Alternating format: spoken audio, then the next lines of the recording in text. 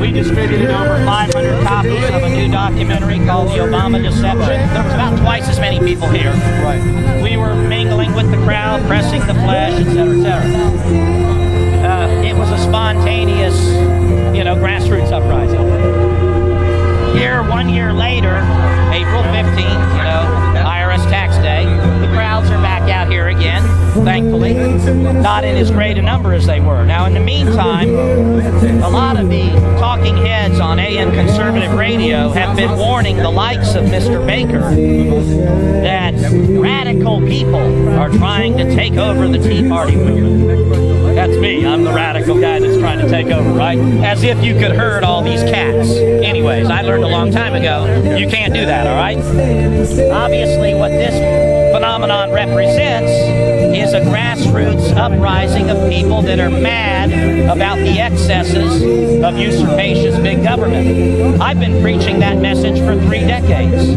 I held my first Tea Party in 1984 in Fort Myers, Florida, and we dumped IRS 1040 forms in the Caloosahatchee River. This is old hat for me. Well, I mean, but still, what was this about? Here it is. This is it in a nutshell. This is the crux of the matter.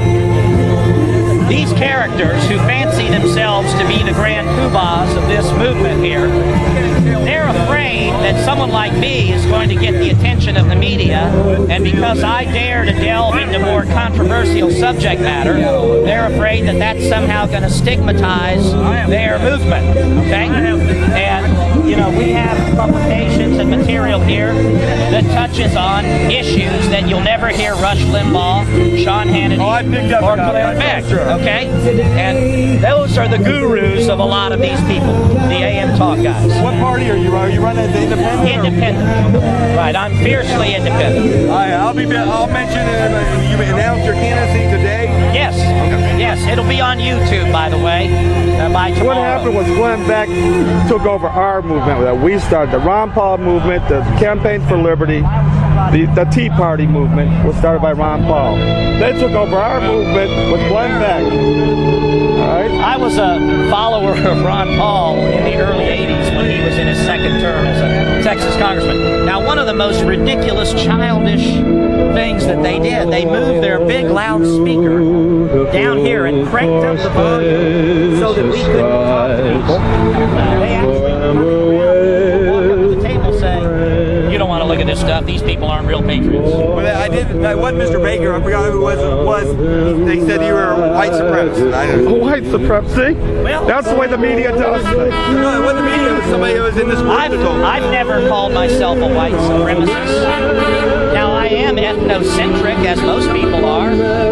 Most people, you go into a jail, and you'll find that people tend to kind of gather with their own ethnicity. I get along great with everybody, but I am ethnocentric. I've got no problem acknowledging that. I don't hate anybody, unless it's somebody that's a traitor to this republic and they're trying to destroy the future of myself and my children. Then I get pretty passionate, Now, are you here as a candidate or with a certain group?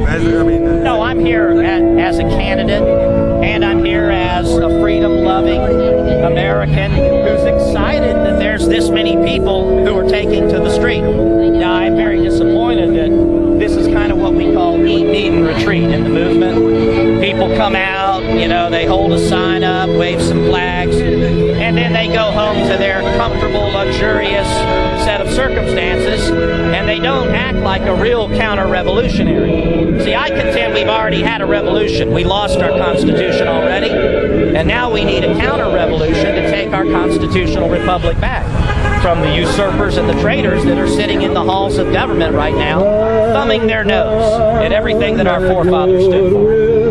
And by the way, I don't just, talk about it. I believe in the Constitution. I've got mine on my desk there. Okay. Yeah. My little dog here. Yeah. Thank you. Okay. Did I give you my card? Yeah, I did. I've got the stuff in the back, my back pocket. Let me give you this too.